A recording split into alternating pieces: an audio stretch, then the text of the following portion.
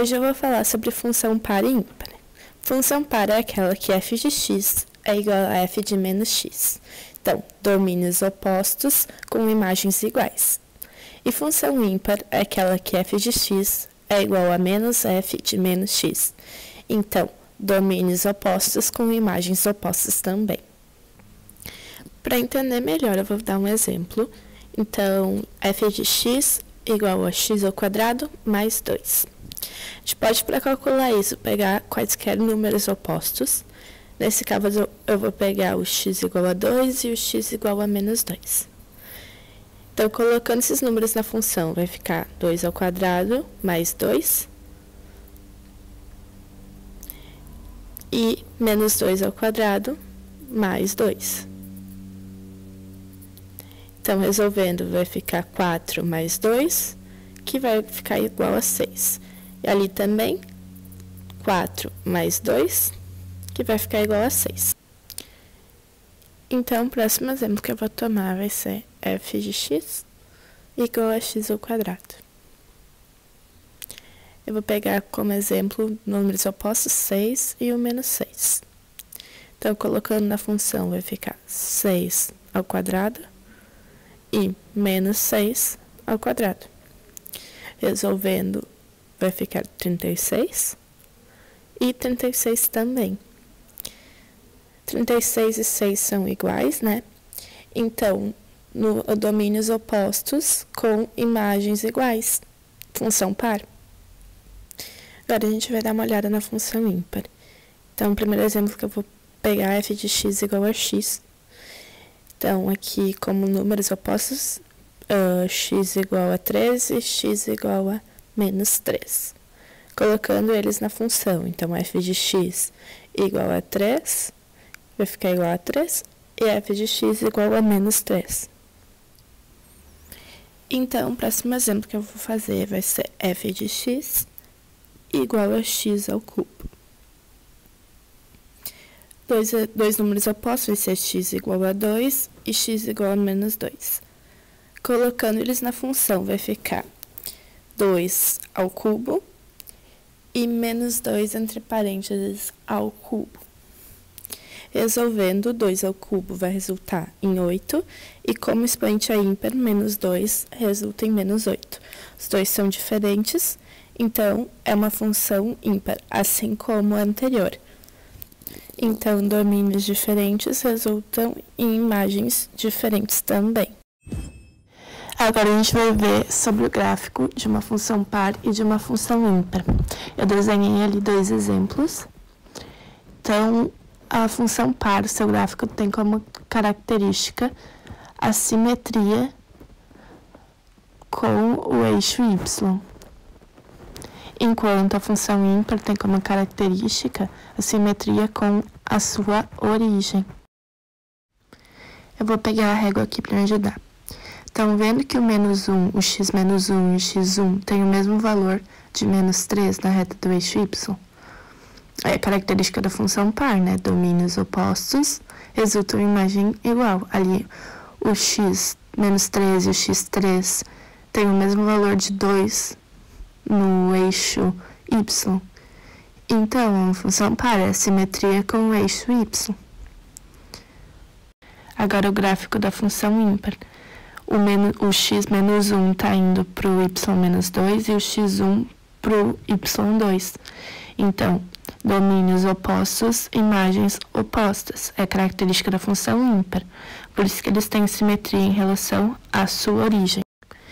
Então, vou escrever ali gráfico de uma função par e o segundo gráfico de uma função ímpar.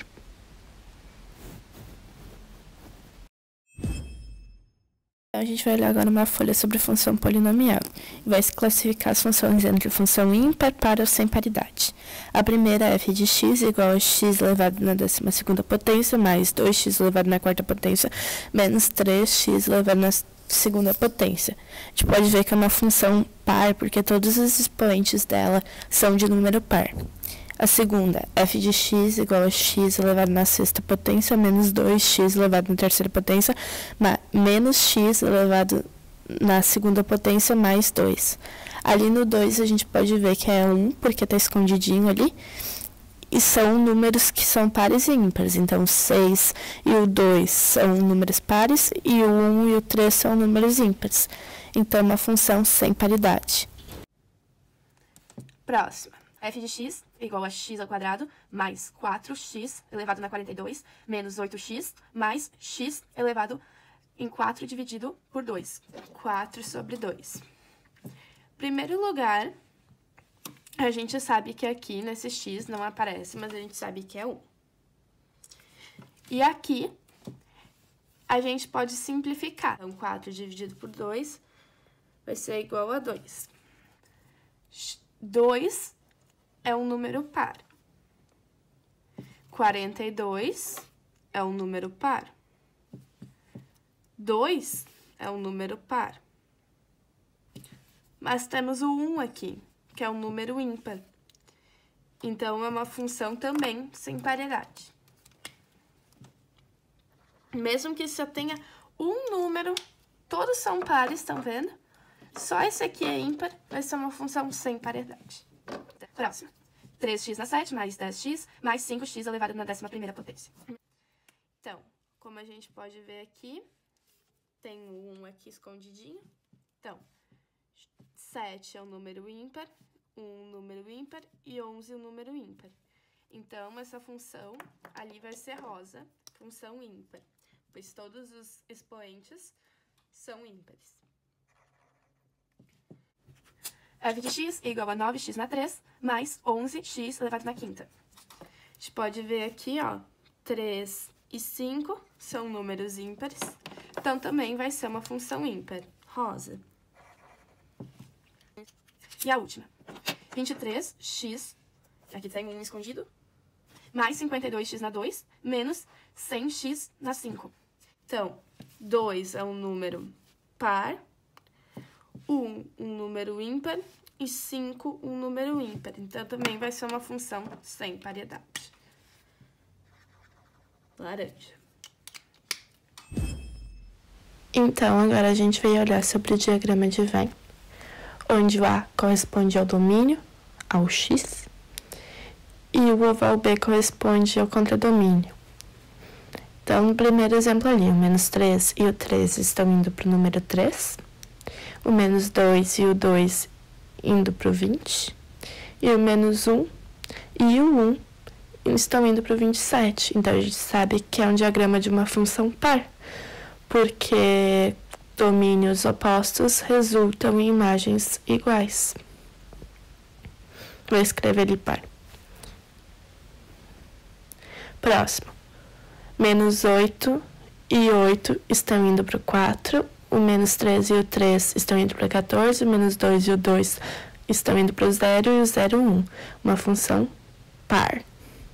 Então, próximo exemplo, ali, menos 4 vai para o menos 8, 4 para o 8, 1 menos 1 para o menos 4, 1 para o 4, menos 2 quintos para o menos 3 quartos, 0 para 0 e 2 quintos para 3 quartos. Sabe que uma função ímpar, números opostos, estão resultando em imagens opostas também. Então, agora, próximo exemplo. O menos 11 está indo para o menos 2, o 11 para o 2, menos 3 para menos 8, menos 2 para menos 7, menos 1 para menos 6, 1 para o 6, 2 para o 7, 3 para o 8. Uma função ímpar. Então, domínios opostos estão resultando em imagens opostas. Característica da função ímpar. Então, a gente vai dar uma olhada em função cosseno e função seno. Para isso, eu vou pegar a ajuda da calculadora. Então, cosseno de 25 vai ser mais ou menos igual a 0,906 e cosseno de menos 25 mais ou menos igual a 0,906 também. Então, característica da função par. Cosseno de 78 mais ou menos 0,208. Cosseno de menos 78 mais ou menos igual a 0,208 também. Então, também é uma função par. Seno de 25, mais ou menos igual a 0,4226, e seno de menos 25, menos 0,4226, mais ou menos, então, característica da função ímpar. Seno de 78, mais ou menos igual a 0,978, e seno de menos 78 igual, mais ou menos igual a menos 0,978. Então, também é uma função ímpar. Então, função cosseno a gente pode deduzir que é uma função par, porque domínios opostos resultam em imagens iguais. E função seno uma função ímpar, porque domínios opostos resultam em imagens diferentes. Vou olhar o gráfico e ver se a função desse gráfico é par, ímpar ou sem paridade. Essa aqui é a primeira, a gente consegue ver que ela... Lembrando sempre que par é simetria com eixo y, ímpar é simetria em relação à origem. Então, vamos lá. A primeira aqui, ela... Claramente dá pra ver que ela tem simetria ao eixo y, porque se a gente olhar aqui, ó, ela vai parar no mesmo lugar, na mesma altura, em relação ao zero aqui da função do eixo, vai parar exatamente na mesma distância, na negativa, positiva, então ela tem uma relação de simetria com o eixo y, ou seja, ela é uma função par. Próxima aqui, ela é uma função ímpar, porque ela tem simetria à origem, ou seja, tu consegue ver que ela é oposta, né? E ela... Bom, essa função aqui, pelo visto, ela não tem nenhuma ligação, ela é totalmente meio que aleatória, não tem simetria com nenhum dos dois eixos, nem da origem, nem do y. Então, ela é uma função sem paridade. E essa função aqui, a gente consegue ver que ela não tem nenhuma simetria, até porque ela só tá pegando os domínios negativos, não pega os domínios positivos, enfim, não pode ser considerada nem uma função par, nem uma função ímpar, então é uma função sem paridade. Multiplicação de duas funções. E eu vou pegar de exemplo aqui que eu quero multiplicar f de x vezes g de x. E a gente sabe que f de x vai ser par e g de x vai ser ímpar. E eu quero multiplicar essas duas funções. Então, eu posso definir que h de x vai ser igual a f de x vezes g de x, certo? Eu só coloquei um h para nomear a minha multiplicação, vamos dizer assim. Então, eu posso dizer que h de menos x é igual a f de menos x vezes g de menos x. Porque eu nomeei que o x vai ser negativo, então eu coloquei negativo para f de x e g de x, porque eu quero saber essa função negativa. F de menos x, como a gente sabe que é uma função par, vai ficar igual a f de x.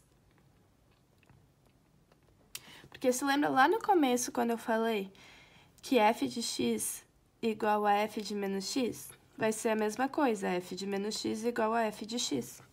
E como eu nomeei que g de x vai ser ímpar, g de menos x vai ser igual a menos g de x. Porque g de x é igual a menos g de menos x, que é a característica da função ímpar. Então, reescrevendo isso aqui, vai ficar h de menos x igual a menos f de x vezes g de x.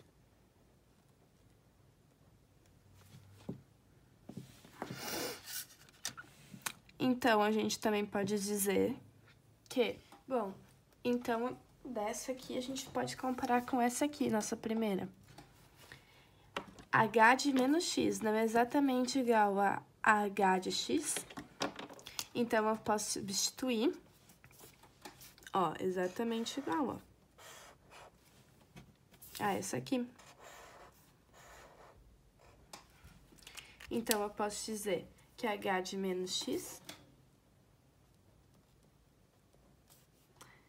é igual a menos H de x. E qual das funções que determina que a sua lei é igual a esta sentença aqui vai ser a função ímpar.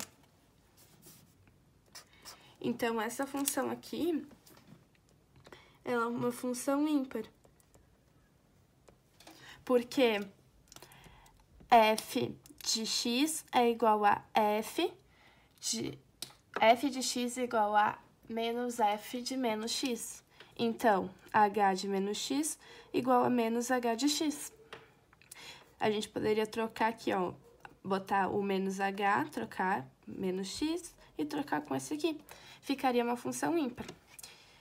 Esse foi um jeito mais matemático de explicar, mas a gente pode pensar que uma função par, ela é igual ao positivo. E uma função ímpar é igual ao negativo. Então, a gente tem essa regrinha da multiplicação, que o positivo com o positivo vai dar positivo, então uma função par multiplicada por uma função par vai resultar numa função par. Uma função par multiplicada por uma função ímpar vai resultar numa função ímpar, que foi o caso. Uma função ímpar multiplicada por uma função ímpar vai resultar numa função par. E uma função ímpar multiplicada por uma função par vai resultar numa função ímpar. Então, a gente pode utilizar esse método aqui quando a gente quiser multiplicar. Então, agora eu vou fazer um exercício com vocês. Então, vamos lá. Bebê Sesgran-Hill. Sabe-se que G é uma função par e está definida em todo o domínio da função f, e a função f pode ser expressa por f de x igual a x ao quadrado mais k vezes x vezes g de x. Se f de 1 igual a 7, qual o valor de f de menos 1? Então, a primeira informação que ele nos dá tá aqui, que f de 1 igual a 7. Então, vamos anotar ela aqui embaixo. F de 1 igual a 7.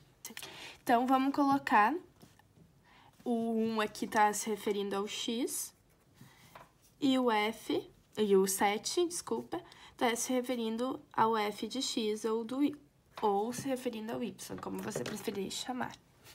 Então, vamos colocar isso na função. A função se define por x ao quadrado mais k vezes x vezes g de x. Se a gente sabe que f de 1 igual a 7, então a gente coloca 7, vamos substituir ali, 1 ao quadrado mais k vezes 1 vezes g de 1. Então, a gente substituiu o x nos lugares ali. Então, 7 igual a 1 mais 1 vezes cada k vezes g de 1 mais k g de 1. Passa com o sinal oposto lá para o outro lado, então vai ficar 6 igual a k. Opa, ficou feio esse k, né? K g de 1. A gente guarda essa informação pra gente utilizar depois. Eu vou botar uma flechinha aqui. Então, como a gente sabe que aqui que ele fala que g é uma função par, então, g de 1 vai ser igual a g de menos 1, porque é como se define uma função par, porque f de x igual a f de menos x.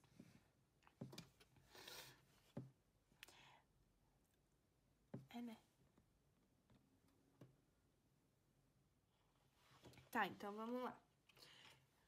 A gente sabe que é igual porque na função par diz que f de x igual a f de menos x. Então, g de 1 igual a g de menos 1.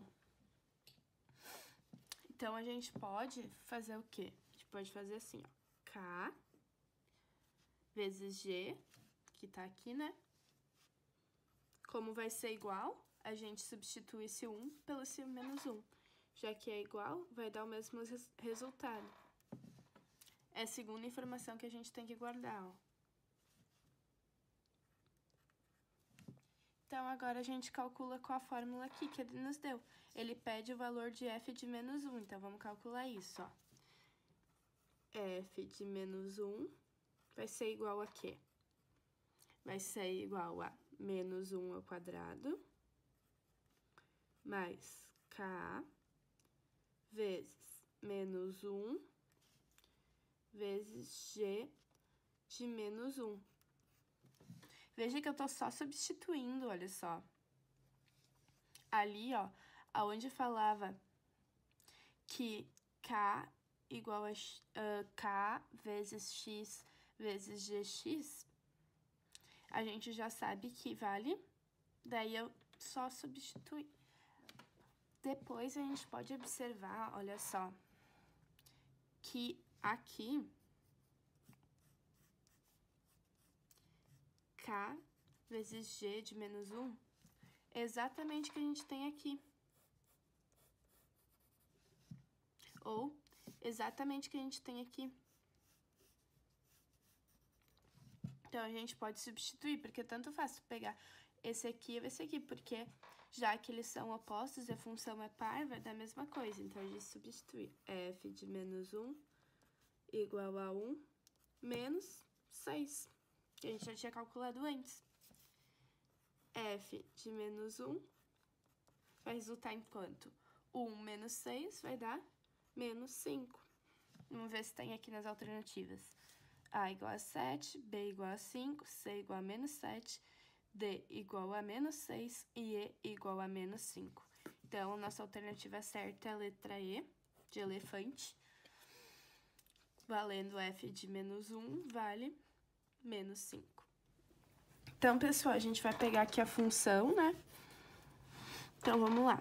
Calcular como se, que nem ele pede ali, f de menos 1, que é o que pede na questão. Então, f de menos 1 vai ser igual ali, ó, a função. Como a gente sabe que aqui x, g de x, eu só vou substituir o x por menos 1. Então, menos 1 ao quadrado mais k vezes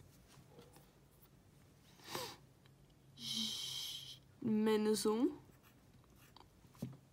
vezes g de menos 1. Vai ficar f de menos 1. Menos 1 ao quadrado vai dar 1.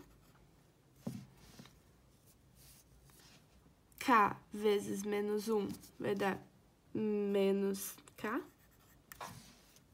Vezes G menos 1.